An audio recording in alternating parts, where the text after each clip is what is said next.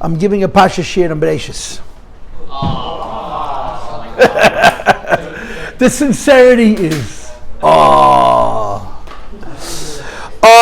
every year I tell myself when I'm going to have an opportunity in Pashas Bereshis, I'm going to do this. But basically it never works out because the way the calendar and the school works, that even if Simchas Torah is on Sunday, my Pasha class in Bereshis, but otherwise it's not going to happen. I've been waiting to do this for a few years, so I'm doing it. It's Pashas Noach, we're having a Pasha class in Bereshis. I suspect that by the time this class is done, you will say, good choice. The entire class is reading Targum Yonasan ben Uziel on the story of Kayin killing Hevel. That's our topic. Which means, if you look at your sheet, I handed you a sheet. It's from 5 different pages of Chumash. I just cut out the Targum Yonasan. There's Lamed Beis, Lamed Gimel, Lamed Dalad, Lamed Hey, Lamed Vav. You can see on the left side how it's a collection of 5 different excerpts of the Targum Yonasan ben Uziel. And we're going to learn the Targum Yonasan inside. That's what we're going to do. There's 2 very beautiful inyanim in this Targum Yonasan ben Uziel. One is a discussion between Hashem and Kayin about the nature of the Yetzer Hara, which you have in a smaller way in Targum Unkelis also. And the other is one of the classic theological conversations in the whole Tanakh about whether Hashem is the Balabayas over the world. Kayin decides that the fact that Hashem ignored him and listened to Hevel isn't because he did something wrong, but because the world is hefker. There's no Balabayas. These are very, very famous. These are actually famous Targums. And I want to learn it with you inside and fabring about it. This is the class of tonight. That's the whole thing. I just want to say a short thought about Targum Yonasan ben Uziel. If you know the history of Tanakh, the Tanakh was sealed by the Sofrim, which is somewhere between the end of the destruction of the first Beis HaMikdash and the beginning of the building of the second Beis HaMikdash. After the Tanakh was sealed, there's no Sfarim, there's no books. There was something called Megillah Starim, which the Rambam holds they even in his man by Yisrishin, but there were no official Sfarim. The first official Sefer of Torah that happens after the sealing of the Tanakh is actually considered not kosher. It's called in English the Septuagint, and it's the Targum Shivim, the Greek translation of the Tanakh, which was done by Talmai HaMelech. The Egyptian Greek kings forced the Chachamim to translate the Tanakh into Greek. That translation exists, and it's the oldest translation of the Torah. It goes back, I'm not sure exactly how far, but close to the time of the beginning of the second Beis HaMikdash. The Rabbi Aryeh Kaplan, Alav Shalom, who was an incredible mind. If you look up on that shelf, you see the 2 top shelves. The Torah Anthology. Torah Anthology was written in Ladino, translated into English by Rabbi Aryeh Kaplan. Aryeh Kaplan lived all of 48 years. He's one of the first great contributors to Torah in English in America. He predates Art Scroll, if you will. He was a brilliant, brilliant man. And he has many, many, many Sfarim, including some interesting Sfarim.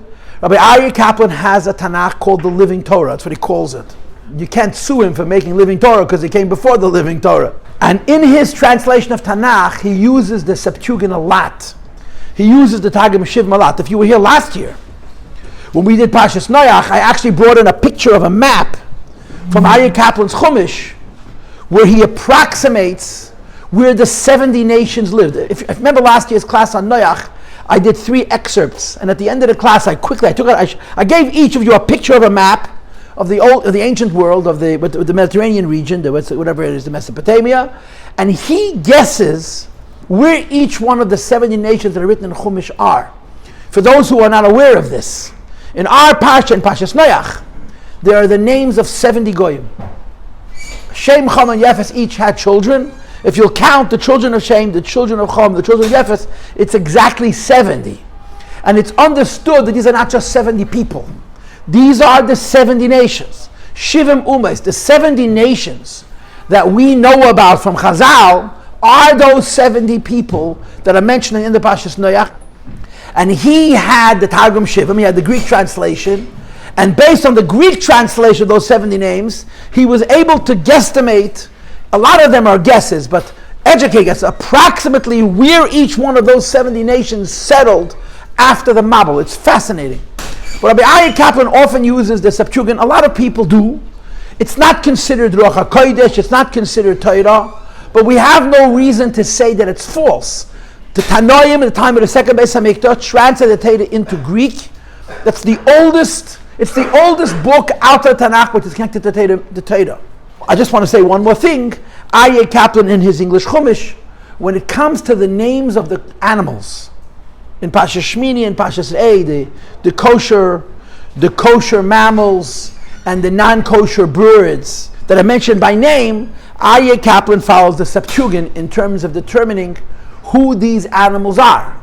Just to give you the radical example, Achei Kaplan considers one of the kosher species the giraffe, which is not found in most interpretations of the Chumash, and his source is the Targum Shivim. This is just a parenthesis, a little piece of history, but the oldest book outside the Tanakh which is connected to Torah is the Targum Shivim.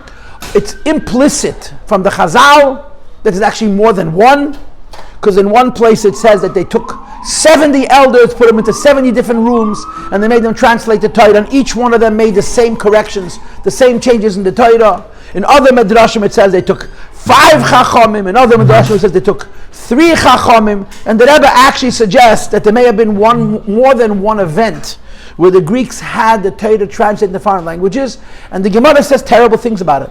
That the day that the Torah was translated Yavonis was like the Yom Shenasa by Egel, the day the Egel was made, very severe things. The Rebbe had the Sikha on it, and Pachas Devarim Mechelik Chavtes, if you want to look it up. But that is the oldest book of Tanakh, oldest book of Torah out of the Tanakh is the Targum Shivim. After that, the second book after that is Targum Yenisam and Azil. Go ahead. Why did they merit such a miracle? Who merited a miracle? They merited the miracle that none of them did anything different. There wasn't a miracle. First of all, the evil wasn't on the Chachamim. The evil was on the world. The Chachamim had no choice.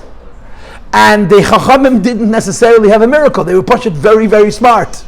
I always heard of a miracle. Okay. The Gemara lists 11 or 12 or 13 Shinuyim. Right? Neves and so on, yeah. Alakim brought a Bereishis. Why is it such a terrible thing? So look at the Sikha. It's a Gavaldik Sikha. It's a really Rebbe Sikha. I thought he says there was 2 events, and they were mourning the event that they were tortured to do it. Nitzvah Sirveis. No. The fact that we were, even though Moshe Rabbeinu Baras Teira says Be'er Heitev, the fact that we were forced by Goyim to do it, you have to learn the Sikha in Chelik Chavtes. It's Gavaldik. Ki Yom Shenasa by Ha'egel. When the Egel was made, it didn't have to be bad. It could have been good. So we don't know yet what it's going to be to what's going to happen tomorrow. So the Targum Shivim was one of those events that how it's going to turn out is yet to be determined. That's the Rebbe's word. Somebody else said, Yosef Yitzchak. Yeah. Does it say that you're allowed to write the Torah in letters? Of course, this is a different thing. We're talking about being forced. Goyim forcing Yidden to be Metargim the Torah. Yonis ben Azil is considered the greatest of Talmidim of Hillel. What were they forcing? They were forcing the Tanoim to translate the Torah into Greek. Hillel had 80 Talmidim. The Gemara says the greatest of Talmidei Hillel was Rabbi Yossi Paltiel, the author of this Targum. And the Chazal say, the Gemara says, but Rabbi Yossi Paltiel would learn Torah, and a bird would fly overhead, and he would literally burn up. If Rabbi Yossi Paltiel was sitting and learning Torah, and a bird would fly over and burn up, he was an incredibly holy man. He was a big tzaddik. The lowest, the least of the 80 Talmidim of Hillel was Rabbi Yochanan ben Zakkai. Rabbi Yochanan ben Zakkai is the Nasi Hadar, in a very significant way, he's the father of the Torah that we have.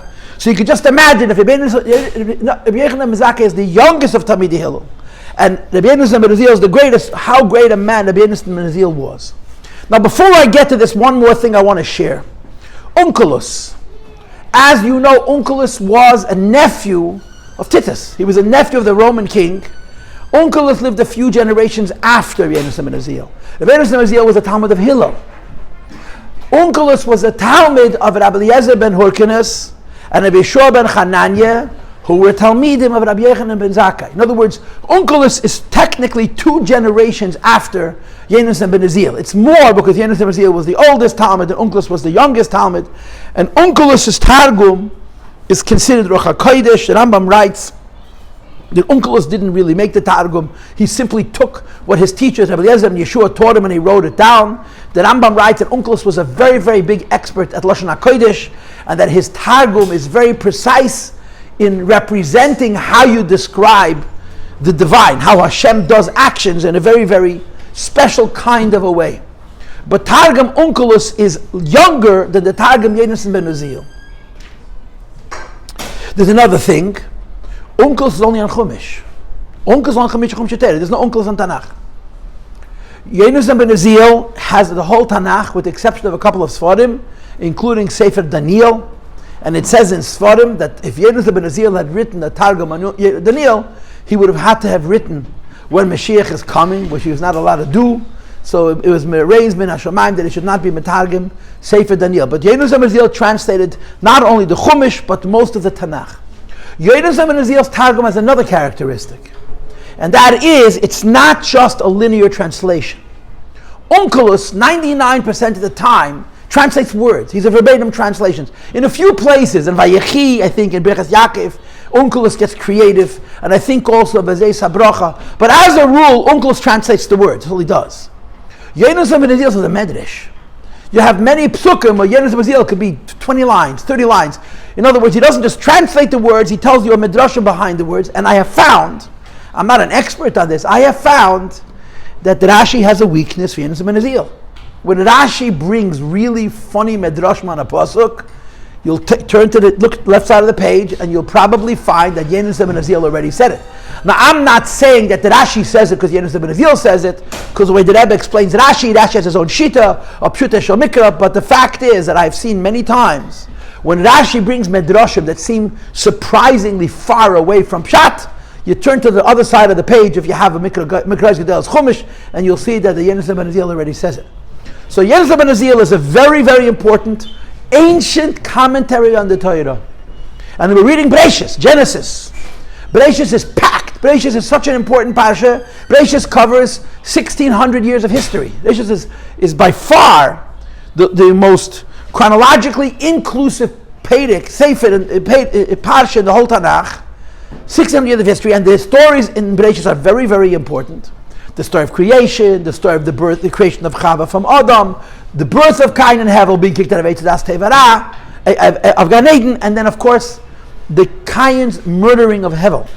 So, pick up your page, look at the first arrow. I'm sorry, your second arrow, I'm not reading from the first.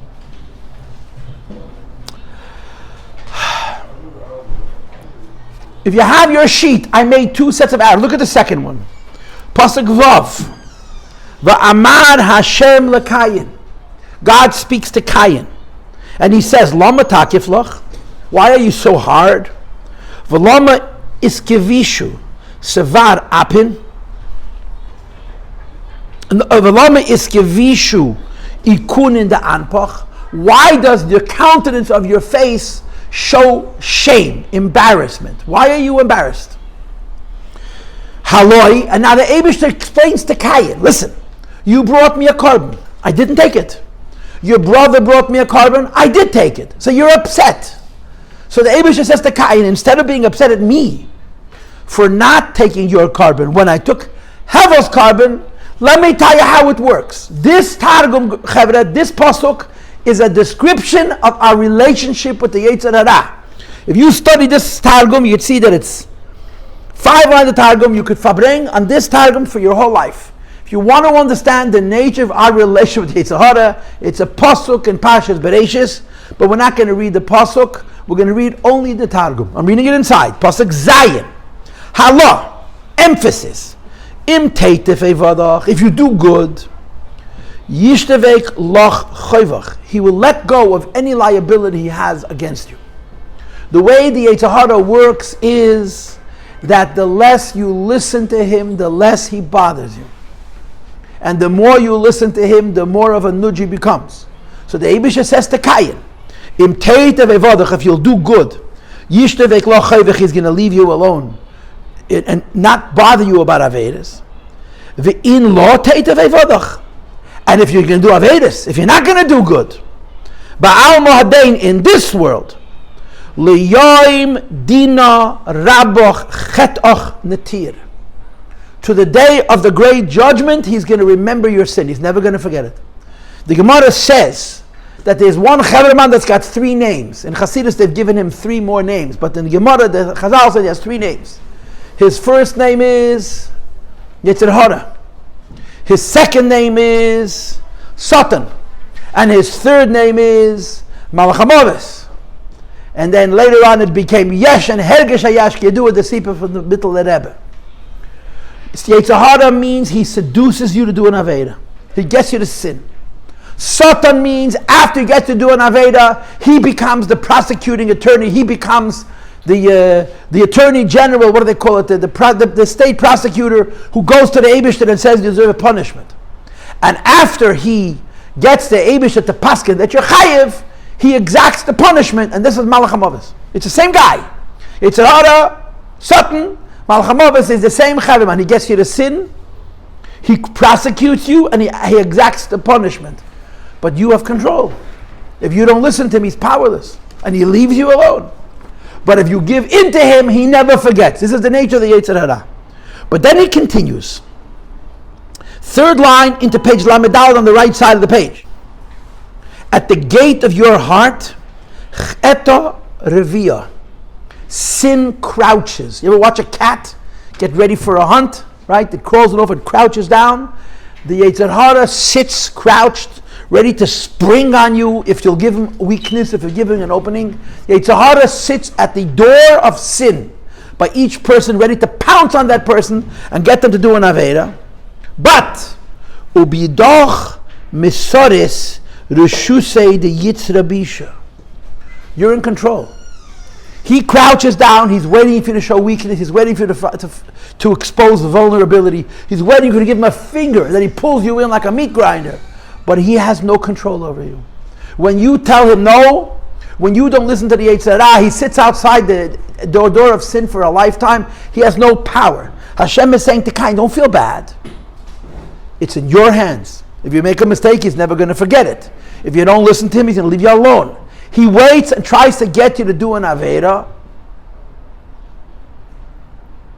but he has no control. We're in control. And if we don't listen to him, he's powerless. The Yetzer Hara can never take away our control over ourselves unless we give it to him. Ulevasach yehei masvei. And to you he is lusting, he is desiring. The Yetzer Hara desires, wishes that you should give it and do an Aveda, but he can't help it. Babos, va'atehei shalit bei, because you're in control. Bein lemiskeh, do a good thing, a schus, bein lemechte, or to do a bad thing, which is a sin. So Hashem is saying to Kayin, don't be upset. You did something wrong and I punished you. But understand 2 things. Number 1, it's in your control. And number 2, the Yetzer Hara is only the power that we give him. If we do not give the Yetzer Hara any power, the Yetzer Hara is absolutely powerless. Okay, now, there's a famous story that everybody knows. The Mizrach Maggid sent a Talmud to Adan Kalina to learn Shmira Seinai. So the guy comes to Adan Kalina in the middle of the night and he knocks on the door. And the guy says, who are you? He says, my name is Moshe. He doesn't let him in. A whole night this Moshe sits outside the Adan Kalina's door. It's freezing cold. He almost dies. When the sun comes up, Adan Kalina opens the door and says, yeah, what can I do for you? He says, the Rebbe sent me to you to learn Shmira Seinai. He says, I just taught it to you. If you don't let him in, he sits outside. If you keep your door locked, he can't get in. And this Targum Yenis Menazir, which is the interpretation of a pasuk. Halayim teitiv se'es v'mlei se'et l'pesach hatas ve'elacha chukazei v'atatim shalbay. We have control over our Yetzer Hara. If we do not listen to Yetzer Hara, he's powerless. He tries, but we have the balabatishkeit, and this is what Hashem is saying to Kayin. Now, let's go to the next pasuk. But I must preface. If you're quick with your eyes, go back to Pasuk Gimel. Look at Pasuk Gimel. V'hava misoif yoimaya. It was at the end of days. Uba sar b'nisn. It was Yudalad Nisn at Pesach. How long did Kayin live before Hevel murdered him? There's different opinions, but the Beis Rivka says that Kayin lived 6 months and 6 days. Kayin was born in Rosh Hashanah. Cain and Hevel were both born in Gan Eden. Adam and Chava were created in the 10th hour of the day. They were kicked out of Gan Eden before Shabbos. They had enough time to have 2 sons with 3 twin girls, one with 1 twin and one with 2 twin girls, that day. So Kayin lived for 6 months. It was Erev Pesach in year, what we call year 2, Shnas Baharad, the second year from creation. Shnas Vid, second year Shnas Vid. And Adam, so Kayin and Hevel decided to bring Karbonos. If you want to be creative, say, Mistama, they'll think of bringing a carbon Pesach.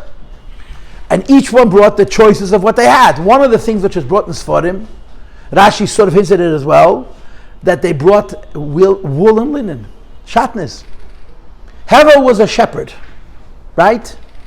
Now what's the problem with being a shepherd? Take a wild guess. Why was it strange that Hevel was a shepherd? Anybody? You couldn't eat meat. You weren't even wearing clothes. Eating meat was the equivalent of murder. 1 second. Eating meat was the equivalent of murder. The Rambam holds that before the Mabul, there were only 6. There were no 7 mitzvahs, there were only 6. Because killing a human being and killing an animal were one lav. They were the same Aveda. So why was Hevel a shepherd? So Rashi said he was a shepherd because he wanted to stay away from the ground because the ground was cursed. But you got to eat. So the Teretz Bepashta says he was eating milk. Hevel was a shepherd, he was drinking milk. Was he mixing the milk with blood? Mistam and Nish, but we can't bring them clear. He was eating milk. And he was harvesting the wool. What exactly he did with wool when, like you said, they were living in Gan Eden, there was about 4 people around, exactly how many clothes they were wearing. But Hevel was a shepherd who couldn't even eat the animals. He could just drink the milk. Huh? Whatever it was. Okay. So Hevel's carbon was not the sheep, it was the wool. Because he was not allowed to kill a carbon. By the way, one of the great ironies of our Pasha is, how did Noach know there's allowed to kill the animals and bring them karbonis in today's chitas? The permission to eat meat is going to be tomorrow, later. I think, maybe I'm wrong. Hevel, after the Mabul, knew, yesterday's chitas, knew that he should bring karbonis, even though for the first 1656 years, shechting and killing an animal for any purpose was considered murder. So Hevel brought wool, and Kayin brought linen, and there's a big Kabbalah about wool and linen, because you should know linen has a higher shadish than wool, even though down here linen is considered lower than wool, and the discussion about why Kayin's carbon was inferior. Hevel brought wool, and Kayin brought linen, since when is wool better than linen? Well, it smells better when you burn it. The Eibishter likes Hevel's carbon, he didn't like Kayin's carbon. There's a lot of mysticism, there's a lot of pnimius as to why there was something wrong with Kayin's carbon. And if I can't, there's an argument to be made that Kayin was trying to bring a better carbon than Hevel, but because he failed at that carbon being better, it ended up being nothing, and that's why Kayin was punished. The Eibishter did not take his carbon. The bottom line is Kayin lived 6 months. 6 months and, Hevel lived 6 months and 2 weeks before Kayin murdered him. Now let's continue Pasuk Ches, which is right in the middle of the page. I'm asking you to do me a favor, look inside. This is one of the earliest theological conversations in Tanakh. It's Pashada. It's not the first. The first is Adam Rishon, when the Eibishter got upset with him for eating Eitz Hadas. It's also a theological conversation. This is essentially the second time you have in Tanakh a discussion about how much control does the Eibishter have of the world. Let's read. Va'amar Kayin levas Hevel achuhi. Kayin said to his brother Hevel, Isa v'nepuk tarveiran libra. Come, let the 2 of us go outside. Now go outside of what? Go outside of where? So this has to have some kind of a ruchniistic connotation. It didn't mean to go out of the house into the street. It has some kind of metaphysical connotation to go outside. And the pashtus, it means to go to a place where Adam and Chava were not. Cain did not want to kill his brother in front of his father and his mother. V'hava kadnevako tarveihen libora. When they went outside, and Adam and Chava were not around, so Kayin started to complain. When he complained to the Eibishter stopped complaining, it's up to you. But he didn't like what the Eibishter told him. So now he turns to Hevel and says, well, you're better than me. Hashem took your carbon and didn't take my carbon. You're better than me. And this is the conversation that they have. Oni Kayin v'Amar leHevel. Kayin opens up and he says to his brother Hevel, Mistakel ano, it seems to me, the berachamin is b'di alba. The world was created with mercy, with kindness. Avaloi bepeirin oivdin tovin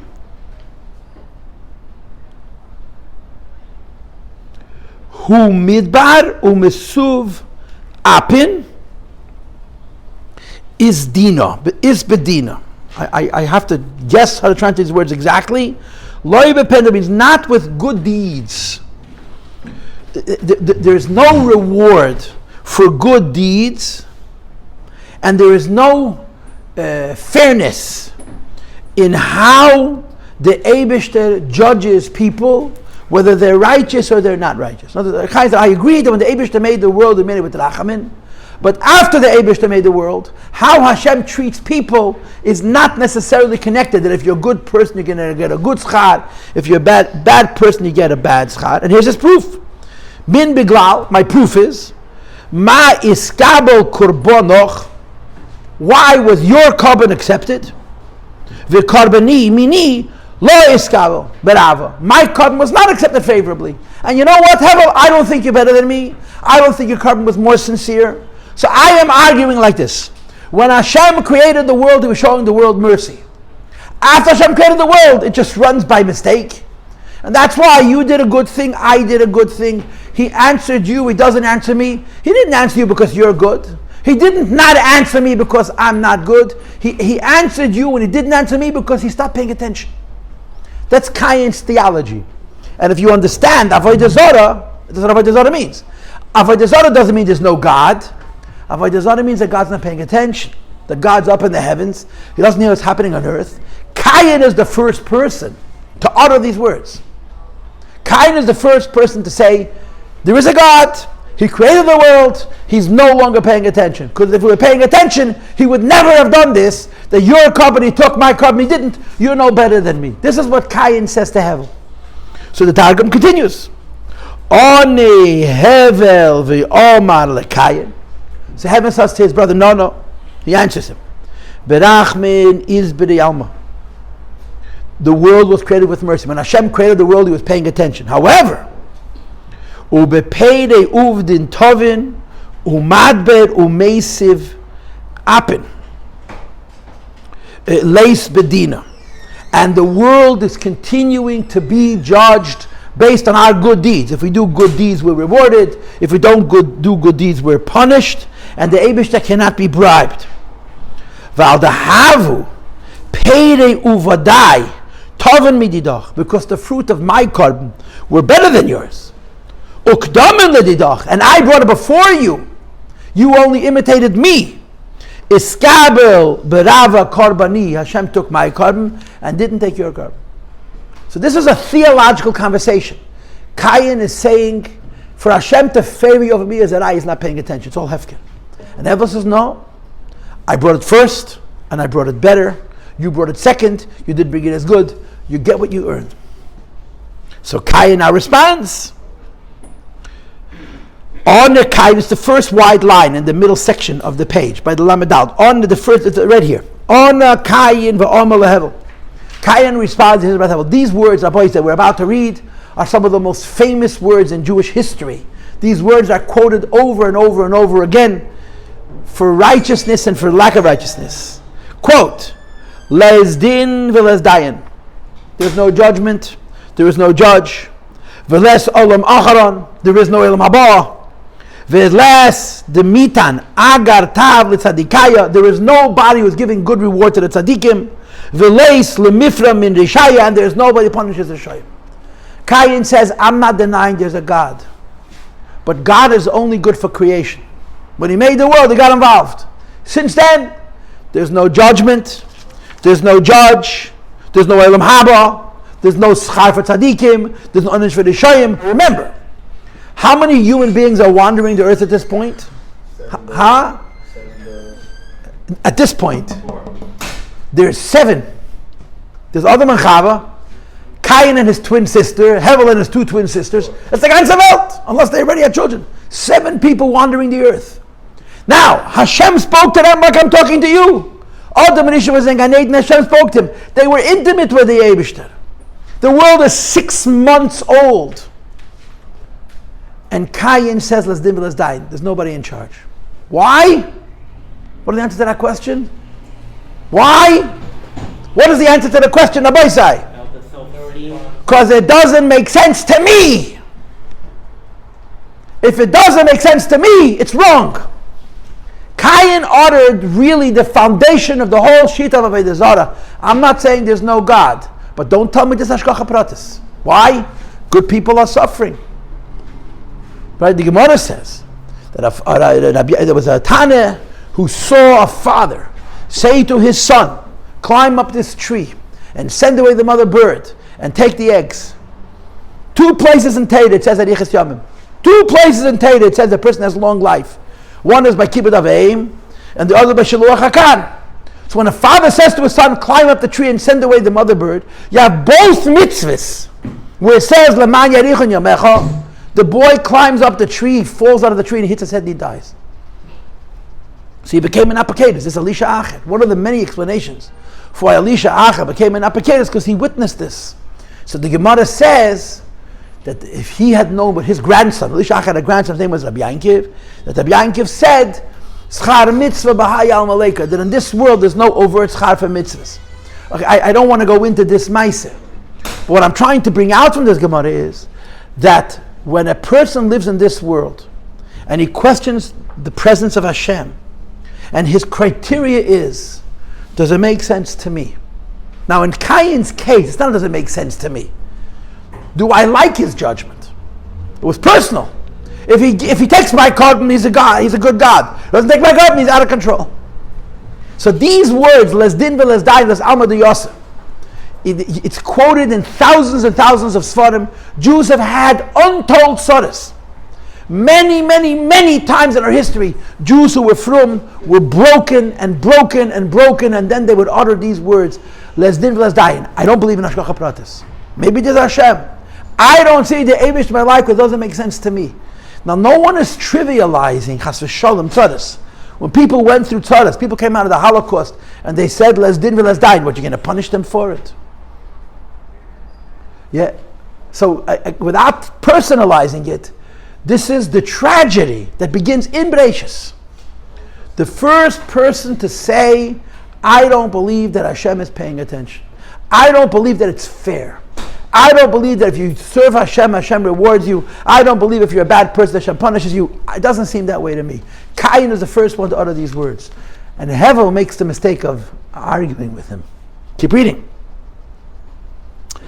On a Hevel responds, Kayin is din. There is judgment. There is dayin, and there is a judge. Meaning Hashem is not wandering off into the universe. He's right here, right now, judging the world. There is Allah Macharon. There is another world. There is He who is lamitan agar tav tzadikaya, who gives good reward to tzadikim. There is He lemispera min rishaya, who punishes the wicked.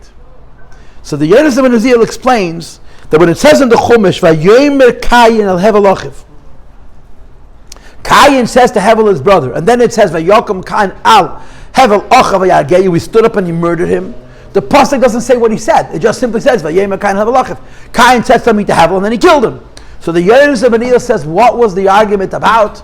Kayin was saying, I don't think Hashem is fair, so I don't think Hashem is in charge.